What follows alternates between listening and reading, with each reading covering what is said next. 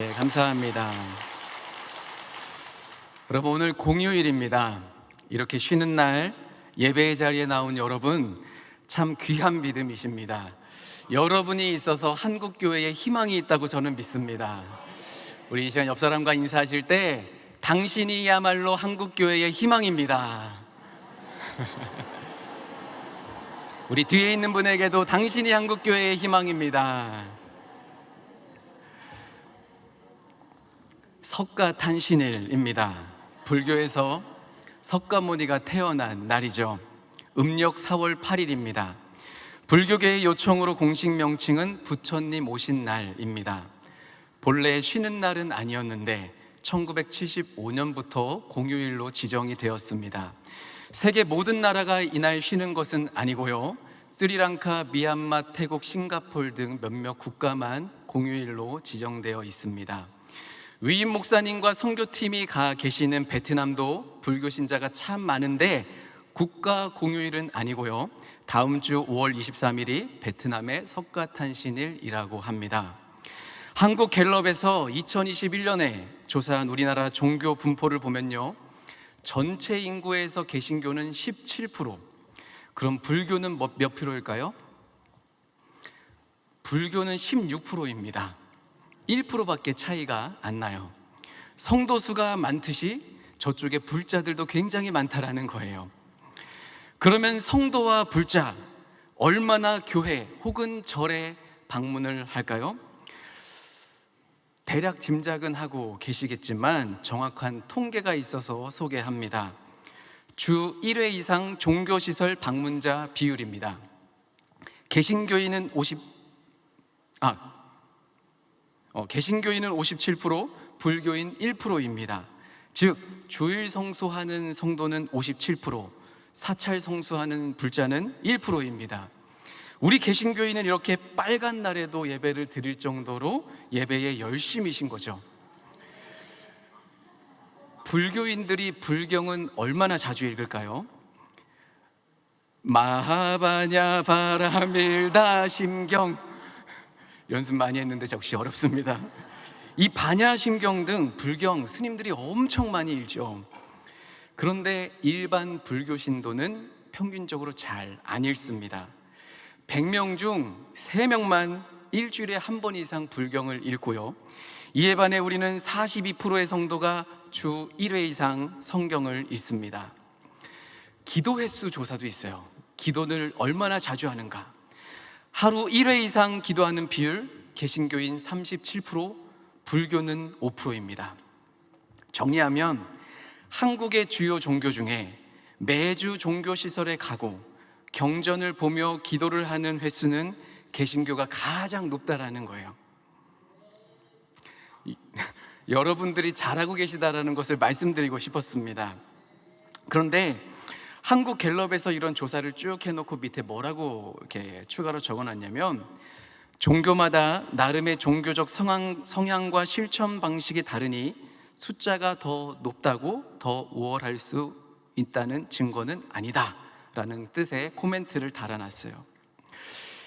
그럼에도 불구하고요, 제가 목사라서 그렇다기보다는 앞서 객관적인 통계 자료만 봐도요, 개신교인이 불교보다 대체로 자기가 믿는 종교에 더 열심을 내고 있다고 볼 수 있습니다. 혹시 이 가운데 여러분 중에요, 평소 직장과 사업장에 있어서 수요 예배 나오지 못하지만 오늘은 공휴일이라 나온 분 계십니까? 한번 손을 한번 들어주시면 좋겠습니다. 예, 이쪽에도 계시고 많이 계십니다. 집사님, 권사님 많이 계셔요. 우리 이분들에게 힘찬 격려의 박수 해주겠습니다. 예. 여러분이 있어서 우리 개신교가 희망이 있는 줄로 믿습니다. 오늘 말씀은 큰 선지자가 일어나셨다. 나인성 과부의 아들을 살리신 예수님. 불교의 석가모니는 죽음을 해결할 수 없었지만 우리 구주 예수님은 죽음을 해결하셨습니다. 4월 초파일 이 시간 전국의 주요 사찰에서 법회를 진행하고 있을 이때에 우리 다 함께 예배를 드리며 말씀에서 드러난 예수 그리스도를 발견하는 시간 되시기를 바랍니다. 오늘 배경은 갈릴리 지방의 한 성읍, 나인성에서 있었던 일을 다루고 있어요. 어느 무더운 날에 관을 따라가며 장례 행렬이 이어지고 있어요. 이스라엘 장례 문화에 따라 곡을 하는 여인들이 큰 소리로 울고 있는데 그 중심에 가장 서럽고 슬픈 한 여인이 있는 거예요. 젊었을 때는 사랑하는 남편과 떡두꺼비 같은 아들을 낳고 행복하게 잘 살았을 것입니다. 그런데 어느 날 갑자기 남편이 세상을 떠났어요. 큰 아픔이죠. 2000년 전 과부는 지금보다 훨씬 더 힘든 삶을 살아야 했습니다. 그나마 희망이 있다면 하나 있는 아들이었을 거예요. 어쩌면 이 아들 때문에 여인은 그동안 살았는지 모릅니다. 그러니까 아들은 단지 외아들이 아니라 그 여인의 전부였어요. 그렇게 모든 노력을 다해서 청년까지 키워냈습니다. 누구보다도 늠름하고 멋진 이 아들이 이제는 여인의 버팀목이 되어가고 있을 때 아들이 죽은 거예요. 엎친 데 덮친 격이 된 거예요. 나쁜 일이 계속해서 일어납니다. 사람들이 메고 오는 이 장례 행렬 앞에 이 청년은 죽은 지 하루가 지나지 않았어요. 어떻게 알 수 있냐고요? 이스라엘은 사람이 죽으면 신속히 매장을 하는 문화이기 때문이에요. 당시 팔레스타인 지역의 날씨가 무덥기 때문에 시체가 썩는 것을 방지하기 위해서, 또 율법에서 시체는 부정하기 때문에 계속해서 방치해두면 누군가 혹 만져서 부정해질까 봐 속히 매장을 하는 것입니다. 그래서 이 청년은 죽은 지 안 됐고, 동시에 이 여인의 충격과 슬픔, 그 엄청난 황망함은 이루 말할 수 없었을 거예요. 나인은 본래 즐거움이란 뜻이 있습니다. 그러나 즐거움이 가득해야 될 나인성에 아주 큰 슬픔이 찾아온 거예요. 그리고 그러한 죽음의 행렬 맞은편에는 또 다른 행렬들이 무리지어서 이렇게 가까이 오고 있는 거예요. 바로 예수님과 많은 무리들이 나인성을 향해서 다가오고 있었습니다. 예수님의 행렬과 장례 행렬이 만나게 되는 거예요. 우리 11절과 12절을 함께 읽겠습니다.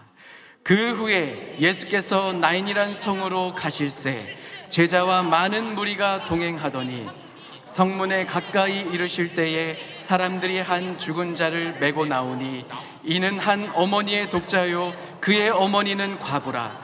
그 성에 많은 사람도 그와 함께 나오거늘. 두 행렬을 보게 돼요. 하나는 나인성으로 들어가시는 예수님의 행렬이고, 다른 하나는 나인성 안에서 밖으로 나오는 장례 행렬입니다. 하나는 생명의 행렬, 또 하나는 죽음의 행렬이에요. 생명의 행렬은 예수님의 행렬입니다. 예수님은 앞서 많은 귀신을 내어 쫓으시고 천국 복음을 증거하시면서 사람들의 영혼을 살려내셨어요. 또 바로 앞에는 백부장의 종, 병든 종을 살려내셨습니다. 예수님의 행렬에는 많은 사람들과 제자들이 섞여 있었고, 이들의 눈빛은 소망과 생명의 빛이 가득한 눈빛이었어요. 이에 반해 나인성 과부의 아들의 장례 행렬은 비통과 처망함과 절망이 가득해요. 이 행렬에 속한 사람들은 소망이 없어요.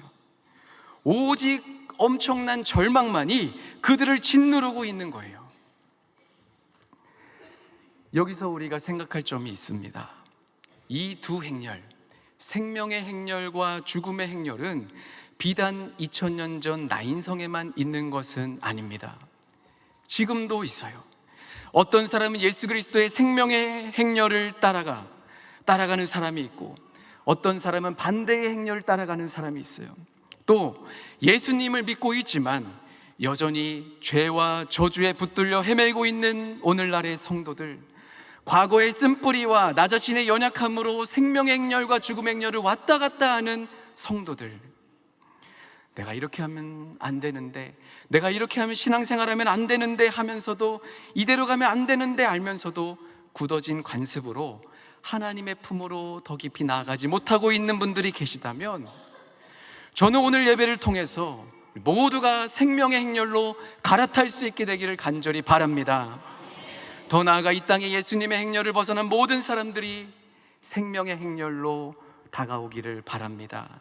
그리하여 우리 모두의 눈빛에 소망과 기쁨과 생명이 넘쳐나게 되기를 주님의 이름으로 바랍니다. 한 분을 소개하면요, 스님이었다가 목사님이 되신 분이 계세요. 해경 스님, 본명은 김성화 목사님. 개종을 하고 극락의 불나비와 같은 책들도 쓰셨어요. 과거 이 책이 집집마다 이제 많이 꽂혀 있을 정도로 교계에 많이 알려졌던 분입니다. 해경 스님의 아버지는 영천 중림사의 주지 스님이었고, 그의 형은 영천 은혜사의 불교학교에 다니고 있었어요. 1938년인 해경 스님은 모태 불교 신자입니다. 어린 시절 부모님이 갑자기 별세하시면서 절에 일찌감치 들어가서 본격적인 수행을 시작하게 되었어요. 그러니까 부모 없이, 의지할 대상 없이 오직 그 불교의 중심부로 들어가 부처를 더 의지하면서 아주 깊숙이 빠지게 된 거예요. 이분의 양력을 보면요, 국제불교문제연구소 해외홍보국장, 대한불교 정토종 교육국장 및 포교국장, 우리로 치면은 총회 전도위원장, 인도, 스리랑카, 태국 등에서 수행을 하면서 스님으로 살았어요. 그야말로 정통 스님 중에 스님이에요. 그런데 이분이 1984년 7월에 개종을 기독교로 하게 됩니다. 그 경위를 잠시 소개하면, 해경 스님이 불교단체 내에서 그 정치적 문제에 휘말리면서 교도소에 수감될 때가 있었어요. 독방에서 할 일이 없으니까 하루 종일 그 불경을 빌려다가 읽었습니다. 도서대출을 담당하는 말년병장 경비교도대원이 있었는데, 글쎄 어느 날은 이 신청한 불경은 안 갖다 주고 기도원 협회에서 발행한 신약성서를 갖다 주었대요. 아니, 왜 신청하지도 않은 기독교 책을 줍니까? 스님, 불경은 다 대출되고 없으니까 이 책 한번 읽어보세요. 아니, 그 어려운 불경을 볼 사람이 없는데 어떻게 5권이나 다 대출됐다는 말이 이해가 안 됩니다. 스님, 기독교도 불교처럼 수억의 인구가 믿고 있으니 여기도 진리가 있을 것 아니겠습니까? 한번 읽어보세요. 저는 내일 제대합니다. 저는 스님을 위해서 기도하겠습니다 하고 획 가버렸대요. 참 얄밉다, 참 괘씸하다라는 생각이 들면서도 스님에게 전도하는 이 기독 청년의 열의가 한편으로는 부러웠대요. 그래서 다음날 신약성서를 읽었는데, 그분의 자서전에 있는 표현을 그대로 살리면, 나는 복음을 처음 접할 때 전기에 감전된 것 같았다 라고 표현합니다. 뭔가에 홀려서 한 번 읽고, 2번 읽고, 5번 읽고, 그래서 그분이 신구약을 70번을 읽었다라고 해요. 이후에 몇 가지 사건이 더 계기가 돼서 하나님께로 돌아오게 되었습니다. 할렐루야. 여러분, 죽은 자를 살리신 예수님의 성경에 나와 있는 기적은 총 3번입니다. 첫 번째가 오늘 본문 나인성 과부의 아들을 살리신 거예요. 청년아 일어나라. 여기서는 무덤에 묻기 전에 행렬을 멈추시고 살리셨어요. 두 번째는 마가복음 5장에서 야이로의 딸을 살리셨어요. 달리다 굼. 여기서는 죽은 다음 즉시 살려내셨어요. 세 번째로는 요한복음 11장에서 나사로야 나오라. 이때 나사로는 이미 무덤에 묻혀 있었고 시체에서 썩는 냄새가 났어요. 그런데 예수님이 살리셨습니다. 세 사람의 공통점은 젊은 사람들. 왜 그런지 이유는 알 수는 없어요. 그런데 이 3가지 사건 중에 가장 먼저 살리신 나인성 과부의 이야기는 2가지 특징이 있습니다. 첫 번째는 문학적 특징이에요. 열왕기상 17장에 엘리야가 사르밧 과부의 아들을 살린 이야기와 아주 유사합니다. 예수님이 오늘 말씀에 보면 성문에서 과부에게 말씀하셨죠. 성문에 가까이 이르실 때에 울지 말라. 그런데 열왕기상 17장 엘리야도 성문에서 이야기했어요. 성문에 이를 때에 그릇에 물을 조금 가져다가 내게 마시게 하라. 예수님은 과부의 절박한 상황을 아주 긍휼히 여기십니다. 주께서 과부를 보시고 불쌍히 여기사 울지 말라, 울지 말라. 마찬가지로 엘리야도 과부를 긍휼히 여겨요. 여호와께 부르짖어 이르되 그 아들이 죽게 하셨나이까. 이 말은 하나님, 왜 죽게 하셨습니까? 왜 이래야 됩니까? 왜 꼭 그러셔야만 합니까? 라는 선지자의 탄원이에요. 예수님은 크신 능력으로 과부의 독자를 살리셨어요. 엘리야도 살렸습니다. 누가복음에 보면 청년아 일어나라, 죽었던 자가 일어났고요. 또 열왕기상 17장 22절에 보면 그 아이의 혼이 몸으로 돌아오고 살아난지라. 이 살아난 독자를 누가복음에 보면 예수께서 그의 어머니에게 주셨다라는 표현이 있는데, 이 말씀은 열왕기상 17장 23절에 보면은 엘리야도 그 아이를 안고 다락방으로 내려가서 그의 어머니에게 준다라는, 똑같이 어머니에게 준다라는 표현이 있어요. 즉 예수님의 행동 하나하나는 그냥 움직이신 것이 아니에요. 과거의 예언을 성취하는 구약에 예표된 위대한 선지자의 모습을 통해서 바로 내가, 너희들이 그동안 기다렸던 큰 선지자다, 내가 메시아다, 내가 너희들의 구원자다라는 가르침을 문학적으로 알려주시기 위한 것이에요. 오늘 본문 두 번째 특징입니다. 지리적인 특징이에요. 장소적인 특징이에요. 바로 이 나인성은 약 900년 전 수넴 지역과 비슷합니다. 모래산의 남쪽 날개에는 수넴 지역, 북쪽 날개에는 나인이 위치해요. 여러분, 수넴 하면 떠오르는 인물 누구예요? 수넴 여인. 열왕기상 4장에 나오는 수넴 여인이죠. 엘리야의 제자 엘리사가 수넴 여인의 죽은 아들을 살렸어요. 죽은 자가 살아난 이 엄청난 기적, 당시 수넴 지역 사람들에게 깊은 기억으로 남게 됩니다. 사랑하는 아들아, 이곳 모래산 경사면에 위치한 수넴 지역은 하나님이 역사하신 위대한 장소야.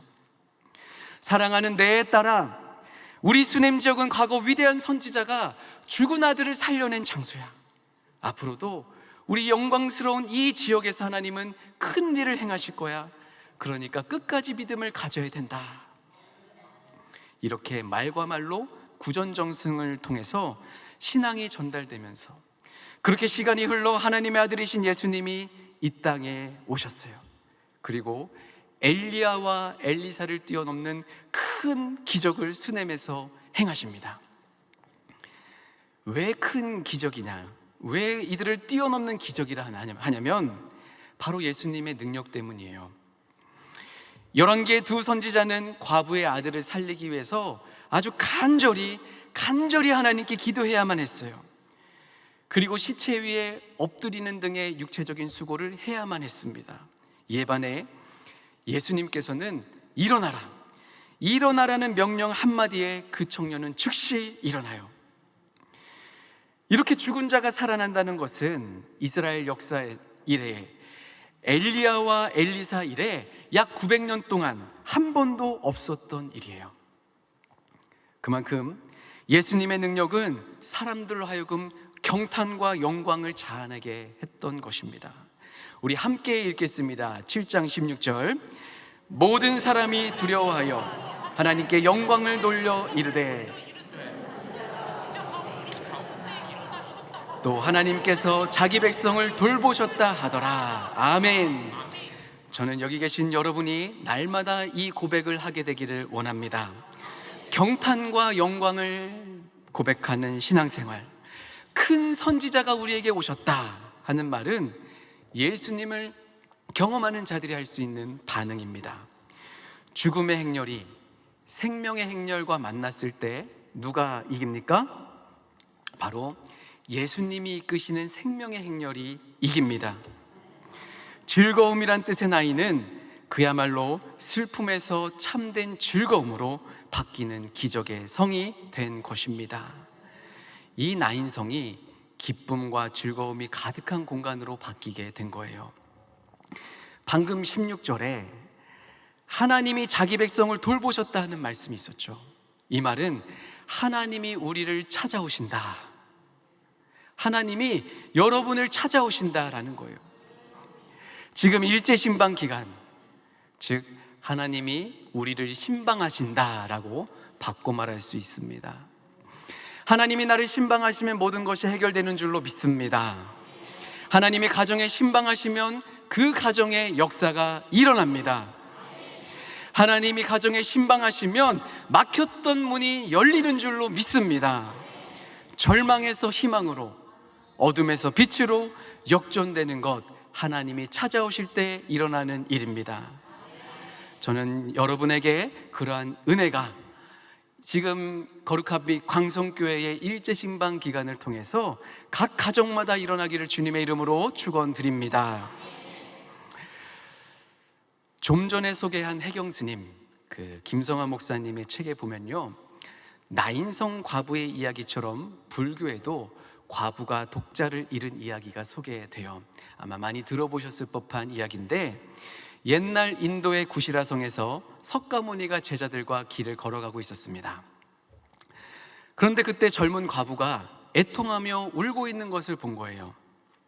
외아들이 죽은 겁니다. 석가모니는 젊은 여인을 보고 불쌍히 여기며 울지 말라고 했어요.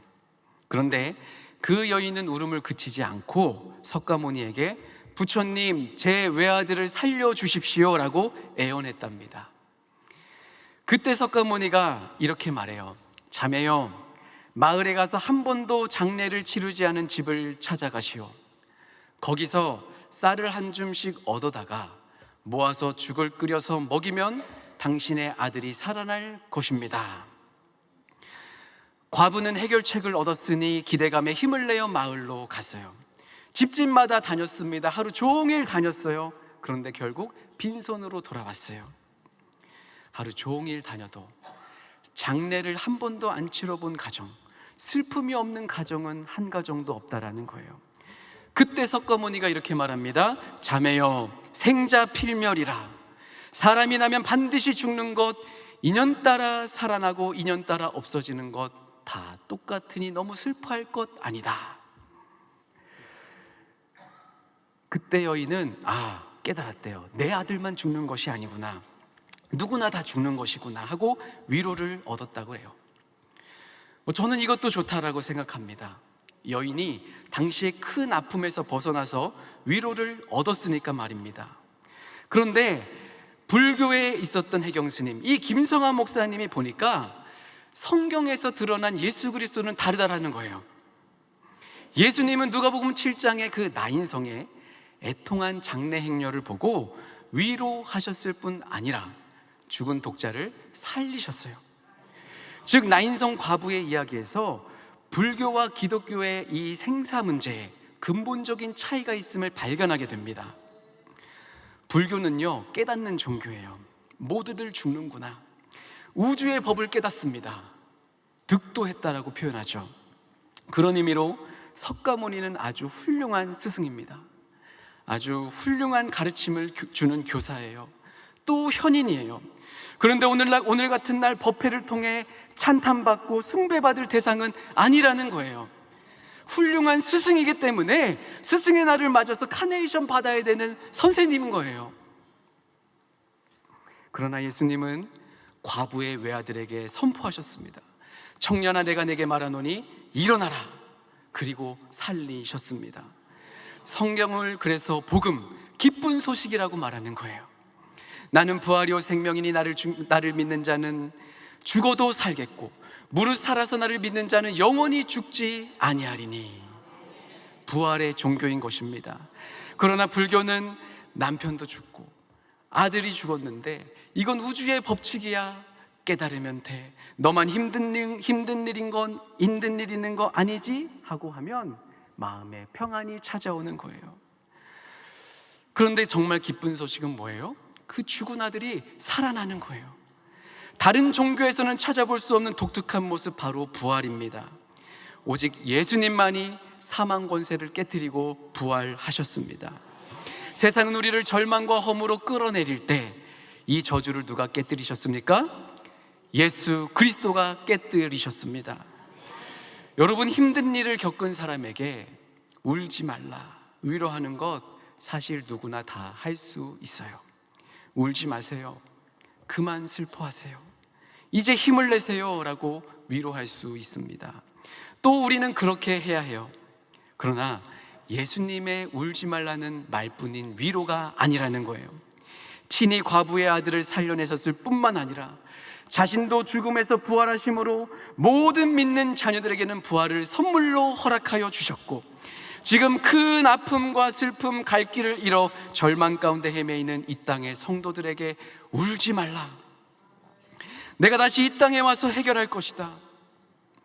삶의 무게에 짓눌려 지친 이 땅의 성도들아, 울지 말라. 대한민국의 청년들아, 울지 말라. 한국교회여, 울지 말라. 질병과 경제적 어려움에 빠진 성도들아, 울지 말라. 우리 구주 예수께서 오늘 여러분에게 말씀하십니다. 부활하여 승리하신 예수님이 모든 것을 해결해 주실 것이라고 말합니다. 그렇다면 사람들은 질문해요. 기독교와 다른 종교가 가장 큰 차이가 이 부활이라면 예수님의 부활을 어떻게 우리가 믿을 수 있겠습니까? 어떻게 알 수 있겠습니까? 두 가지만 소개합니다. 첫 번째는 예수님의 12제자들이 하나같이 순교한 것을 통해서 알 수 있어요. 부활이 만약 거짓이라면 어떻게 제자들이 그 거짓에 목숨까지 걸고 순교할 수 있겠냐라는 거예요. 그 어느 누가 거짓말한 것을 지키려고 목숨 거는 사람이 있겠습니까?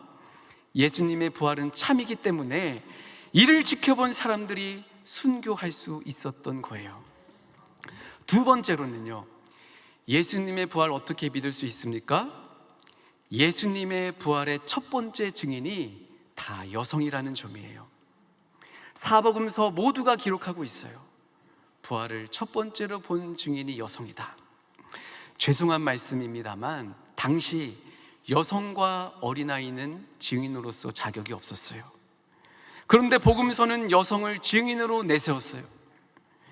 여러분, 만약 부활을 거짓으로 조작해서 꾸민다면 여성을 증인으로 내놓겠습니까? 남성을 증인으로 내놓겠습니까? 상식적이라면요, 당연히 남성을 증인으로 내놓겠죠.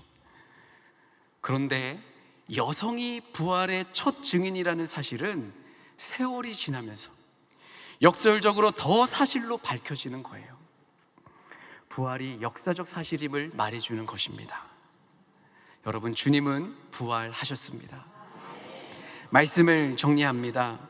세상의 다양한 종교의 가르침은 나름 의미가 있고 좋은 것들로 사람들을 이끌어 가고 있습니다. 그러나 우리 기독교가 가진 그 특징 중의 특징은 하나님의 아들인 예수 그리스도가 이 땅에 오셔서 공생의 사역을 하셨고 죽으셨다가 부활하셨다라는 사실이에요. 그리고 우리 모두를 참된 구원으로 믿는 자마다 이끌어 주십니다. 또 한 가지 더, 지금 문제를 가지고 죽음의 행렬에서 멈추지 못하고 있는 성도님들 계십니까? 너무나도 힘든 문제들 가운데 벗어나고 싶지만 벗어나지 못해서 죽음의 행렬의 그 틈바구니에서 헤매이고 나오지 못하고 있는 성도님들이 계시다면 오늘 우리 구주 예수께서 여러분에게 손을 들고 멈추시면서 일어나라, 일어나라 살려내시는, 그래서 마침내 생명의 행렬로 이끄시는 은혜가 있기를 바랍니다. 그 어떠한 죽음의 행렬도 예수님의 행렬을 이길 수 없으니 지금 여러분 그 어떤 어려움과 실패와 좌절에 있을지라도 생명의 행렬에 끝까지 서 있기를 바랍니다. 그리할 때 저와 여러분의 삶에 참된 나인이 있게 될 줄로 믿습니다.